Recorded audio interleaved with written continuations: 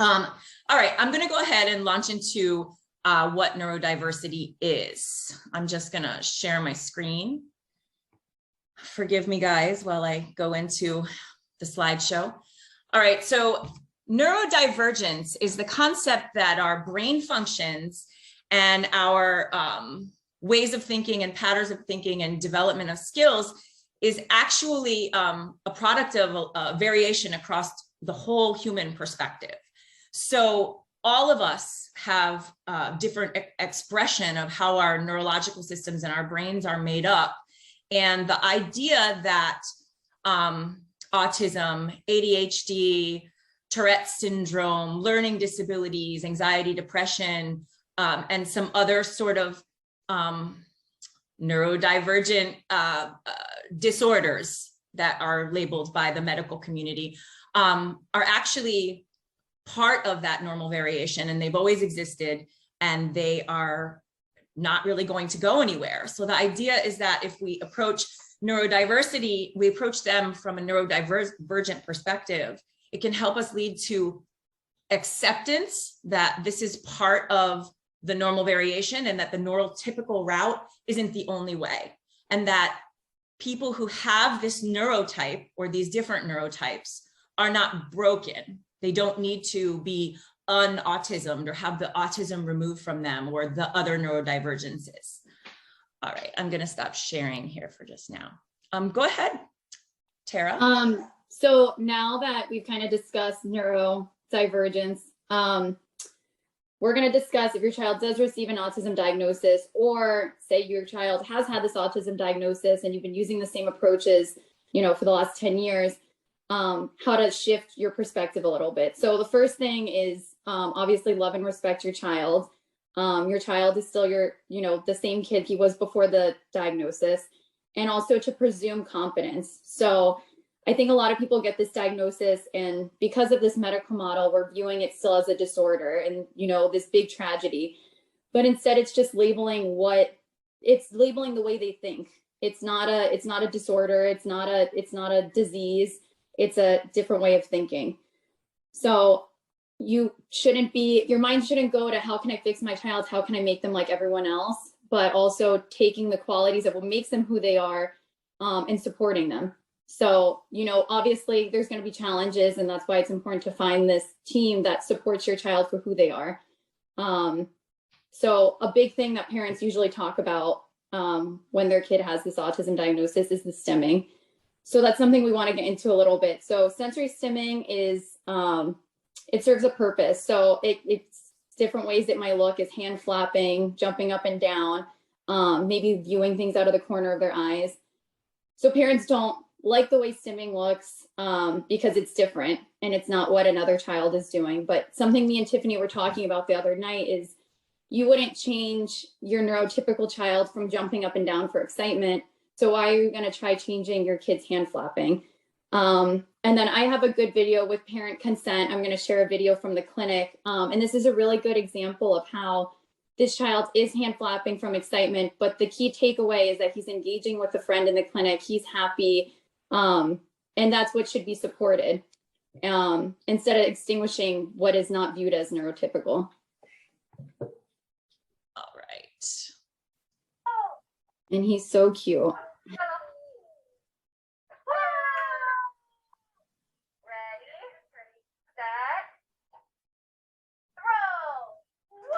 He's so excited. So the takeaway from this should be, without me forcing eye contact, he's engaged, you know, he's interested in his friend he's playing with. He's interested in the task we're doing. And the hand flapping is just coming from a place of excitement. And joy, he's expressing joy. Yeah. So he's just such an awesome kid, and his family is amazing. And he's just a really good example of how he is who he is, and he's coming into his own world, and he's seeing what makes him happy. And it's really awesome to see. So I also just want to make a quick point that Tara and I also have discussed, is that all of us utilize sensory strategies, not just people who have sensory processing disorder. We all use sensory strategies to get our body to a point of regulation so we can pay attention in a boring meeting. Maybe we chew gum while we're driving. So it's important to remember that every single person, despite their neurotype, engages in sensory regulation using sensory strategies. We also wanted to show a couple other videos of a really great resource, actually, who is a neurodivergent person. She's a content creator on Instagram. She's autistic, and she's actually parenting autistic children as well. And she's also epileptic and an AAC user, but she provides this really interesting perspective on stimming and how it actually serves a purpose. They're actually doing something that I never even thought of until I viewed her videos. So I'm going to go ahead and share some of those so you can see how stimming is actually meaningful to them.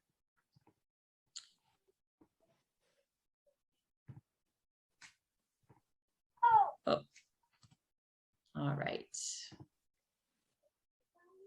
So this is Nye.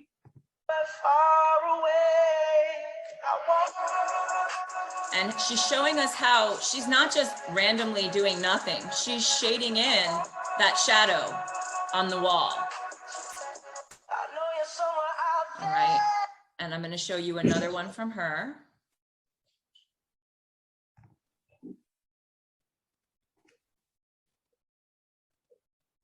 This is how she shows how something is overstimulating or it's painful. And so she's using this side-eyeing, which we see our autistic loved ones do a lot. And it creates a visual relief of overwhelm from the visual intensity of the light coming in. So we wanted to share these simple videos just to show how the stimming actually is serving a purpose to them. And we shouldn't stop them from stimming unless it is, let me stop sharing, sorry guys, unless it is harmful to them, harmful to others, or it's so involved or that it's disrupting their ability to learn or participate in like normal daily functional routines. Okay. Right. And I think she's so awesome and she's a great source. And we have some resources we'll include at the end, but following these pages have really opened up our eyes as therapists too, because we see kids do this all day and we don't know what they're seeing. And she's through social media able to show us what these kids are seeing and why they're doing what they're doing. And the fact that she's an autistic person parenting autistic children is a really wonderful benefit. And there are so many good resources like this. We'll share some at the end that that as a parent of an autistic child should go and observe these things, follow some of these actually autistic adults so that you can kind of learn about what that perspective is like for the autistic adult. Because even as a parent, we don't know the answer completely. All right. Oh, sorry. What's next, Tara? I think we're going to talk about red flags, right? Yeah, next we're going to go into our Mythbusters. So what we mean by Mythbusters are, these are common phrases or terminology that's been used in the medical community, in the therapy community, and by parents. Also different concepts and kind of why it's not using a neurodivergent mindset and why we should shift away from that to kind of view autism as more of an accepting way. So Tiffany, if you want to get into eye contact, I know you have a really great example. So having an autistic adult daughter, my husband and I have both discussed with her about why she dislikes making eye contact. And she describes it as being painful.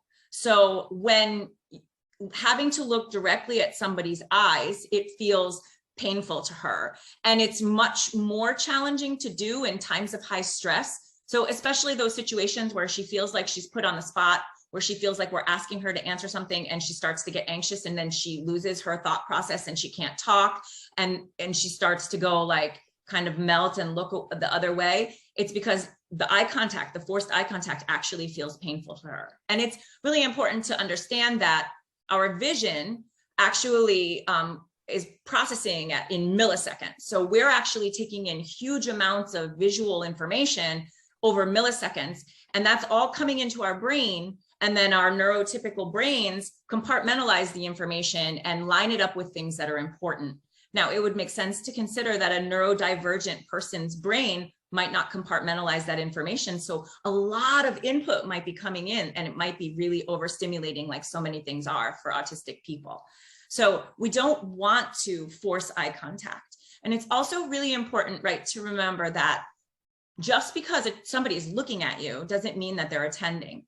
And right. We were talking about that sensory piece. Sometimes somebody who's not looking at you might need to be moving or doing something else in order to attend better. They might be regulating themselves in their movement over in the corner, or while they're bouncing or rocking their head up and down, or doing whatever they're doing when they're not looking and being forced to make eye contact with you. Right. And piggybacking off of that, I think that there should be a difference in us, forcing eye contact and telling kids, oh, look at his eyes. And instead of encouraging natural joint play. So like you said, maybe their way of showing joint attention is jumping with another kid and, in the clinic or at home or at the playground, running around with another peer. So they're engaging in something and they're attending to someone else, but we're not forcing them to stare at their eyes. And like, what is more functional at the end of the day?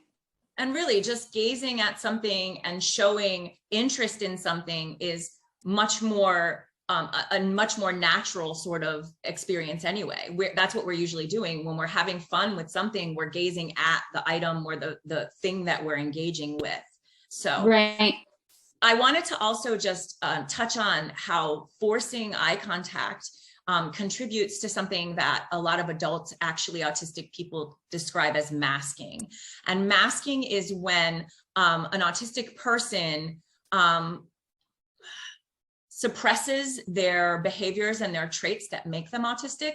So their sensory behaviors, their sensory stimming that they do, their repetitive patterns that they follow, not being able to make eye contact or not feeling, but being forced to, all of those things are considered masking. So anything that somebody does that makes them look less autistic, which is not supportive, not neurodivergent supportive, is called masking. And it actually contributes to what they call autistic burnout. And autistic burnout is when they just can't participate anymore. They get so burned out, they shut down, they can't function. There is high levels of anxiety and depression that can come along with this autistic burnout.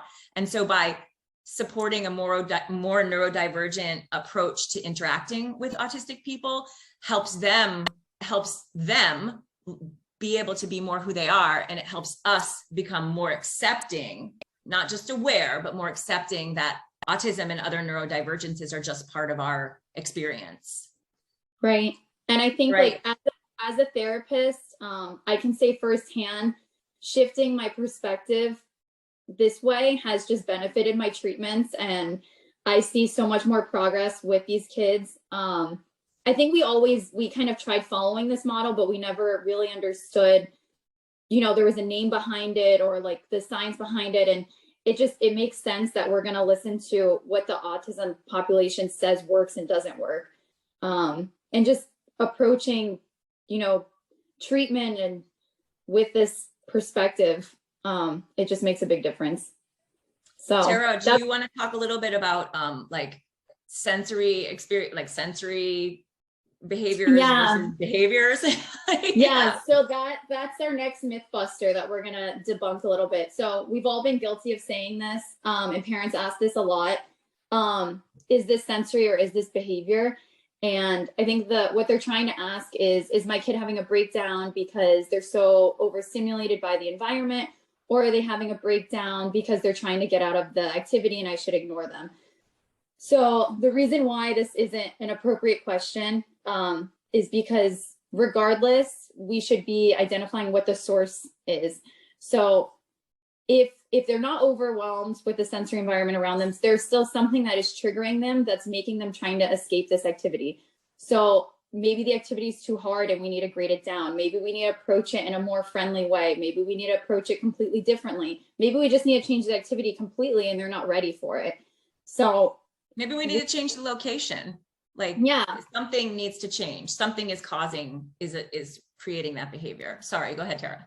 No, that's exactly what I was about to get into, is then we see a lot of kids come in and the parents ask about their aggressive behaviors, and that's why we get referrals a lot of the time. So the first thing we always ask is what's happening when these aggressive behaviors are occurring. So going back to who we cited earlier, Nigh Functioning Autism, she said in one of her podcasts that I listened to that she was labeled as an aggressive child when she used to go to therapy. And it's so amazing that now, because she has the AAC, she's able to communicate what was going on back then. So she remembers therapists saying, like, there's nothing wrong. There's no task demands. I don't know why she's acting out. I don't know why she's aggressive right now. Like, I don't know what to do. And they just ignored her rather than, trying to put her on the swing, trying to change the environment. They just ignored her. And now that she has her AAC, she's able to say there were things in that environment. Like, I think for her, it was the tape on the walls bothered her, and she wasn't able to communicate that. And no one would have ever guessed that.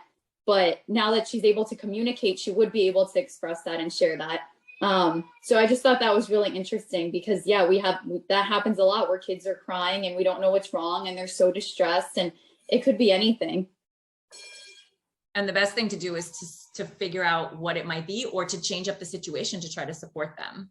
Right. And to remember, as parents and as therapists, what our job isn't to change the child or force them to do something they don't want to do. Our job is to support them. So support them and meet them where they are. Exactly. And if that's where they are today, then we're meeting them there and supporting them. Right. Yeah, like I think of one kid, like specifically, I see that we are really just at the point where I swing her and sing to her, and she looks at me and she smiles, and that's where we're at right now. And that's okay. She's not at the point where she's stacking blocks or putting puzzle pieces in, but that day might come, or maybe it's something else that she's going to attend to. But as she feels safe and as you build a relationship with her, it'll come. Exactly. So next I want to touch on using the word red flags. So again, these are all things that we're still learning. This is something new that we've really been interested in, and we're just trying to teach ourselves how to be better therapists and, how to advocate. So red flags is a commonly used phrase to describe characteristics of autism. And that's exactly what we should use instead. We should just say characteristics of autism. So characteristics of autism, traits of autism, they're just characteristics of the neurotype. So right. It's not, yeah. It's so just red different. Flags, red flags are associated with diseases. Autism is not a disease. So that's something we'd like to kind of see go away. Okay, so another myth is that there's like high functioning autism and low functioning autism, and we have to absolutely get rid of this concept. Let me just share my screen to open up. Sorry guys. Tiffany, whenever we go through this, Regina just told us that people are really interested in the Nigh Functioning Autism Instagram handle. So we'll share that at the end. We'll share that at the end. Absolutely. It's at, we'll share it at the end. All right. So a lot of people think that autism occurs linearly. Thank you. And that somebody is less autistic or more autistic. And this is not what it looks like. Because of the idea that autism is a neurotype, there's a lot of different components of it. So it actually looks more like this. It actually looks like a circle. Oh, sorry, guys. There we go. It actually looks like a circle. And it's a circle that encompasses all of these different possible traits. Okay, so on this list here, you're seeing the circle expressed with like abnormal speech, or maybe noise sensitivity, social difficulty, poor eye contact, aggression. All right. So it might be labeled differently, actually, depending on the needs of the person. And so you might have two different people who are related to each other, who both are autistic, and that their actual spectrums look different, because maybe one has more trouble in aggressive behaviors than the other one. maybe one has a better social function than the other one. So instead of looking at it like this person is high functioning because they can talk, and this person is low functioning because they're not able to speak verbally, we should consider it more on the need of support in the particular areas. So we should consider that maybe, Amanda is autistic and she has high support needs in social interaction, communication, possibly tone of voice, anxiety management, problem solving, maybe sensory processing, but she has low support needs in ADL and self-care. She's able to do all of those things without needing a lot of help. And also low support needs in aggressive behaviors because she's not aggressive. So we need to start shifting away from high functioning and low functioning and considering the whole person, which is this idea, this neurodivergent idea. We're considering the whole person and all of the autistic traits and their levels of support that they need within them. Okay, let's see. All right. So next, go on. I'm sorry. I was just gonna ask, did you wanna get into like the autism specialist kind of phrase? We can, absolutely. Thank you for reminding me about that. That's another good myth to talk about. Like you'll see out there, because the idea of autism makes a lot of money for a lot of people, okay? You'll see people out there take these certifications or promote themselves as an autism specialist. And the only specialists in autism are people who are actually autistic. They are the only people that can tell us what their experience is like. They're the only people that can really give us a glimpse into their world. And that's why it's so important to go out and start subscribing to different accounts that can help you see what the autistic experience is really like. So if somebody is saying that they're a specialist in autism and they're a speech therapist or a BCBA or a doctor or whatever, they're not really specialists in autism. They're people who have a lot of experience working with autistic people. They're not specialists because they don't know what's happening inside the mind of an autistic person. And so right. we have to make sure we only view the specialists in autism as people who are actually autistic. And there are lots and lots of Instagram accounts, social media accounts for actually autistic speech therapists and actually autistic OTs out there. So you can actually go and view their content and see what it's really, really about. Okay. Yeah. And I think as far as, when you are seeking help for your child, and I know we talked about this in the beginning, instead of looking for these labels and trying to find someone who has the most experience, be an advocate for your child, come in on session, see how much support this therapist is giving them. And that's the biggest thing, is seeing what their rapport is like and advocating for that. So even, your label doesn't matter. It's the amount of support and love you're going to give the child and kind of meeting them where they are. And we have to just always remember that they're not broken and that there's no amount of therapy that is going to take the autism or take the ADHD or take the Tourette's out of a person who is neurodivergent. So the best thing we can do is just support them, meet them where they are, support the families. As therapists, that's what our job is to do. So should we share some resources? Yeah. So we're really excited to share these resources with you guys. We constantly DM each other, post all the time, and are still learning from them. And all these accounts that we shared are neurodivergent. Learn, Play, Thrive is amazing. They also have a podcast called Uniquely Human, and I've sent parents these podcasts before too, because they just blow my mind, and I think it's so great. Meg at Learn, Play, Thrive is actually a speech therapist, and the account is a neurodivergent affirming account. And then High Functioning Autism, a lot of you guys were asking about that. That's her account. Everyone go ahead and take a screenshot of this. Yeah. She's such a great advocate. I I added Auteach at Auteach Official as well. She's also another actually autistic adult who is parenting an autistic child. And she's also an educator. She's also a teacher. So she's also another one to follow for just the point of view from a person who is autistic and also raising an autistic child. I also added the expert ally. She is a licensed mental health counselor who builds all of her content by asking questions and interacting with the autism community that all follow her.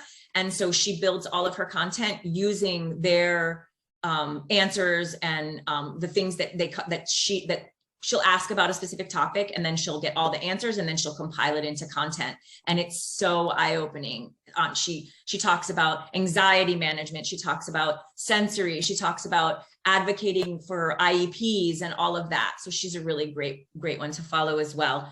And then I added at Ribera Bonbon. She's an actually autistic adult who shares a lot of her own sensory experiences out in the world. She shares about what it was like in the 7 years that she went to college in order to get a degree. She shares a lot of information like that. So it's really eye-opening to she talks a lot about her special interests. So her hyper focus on sharks. So as an adult.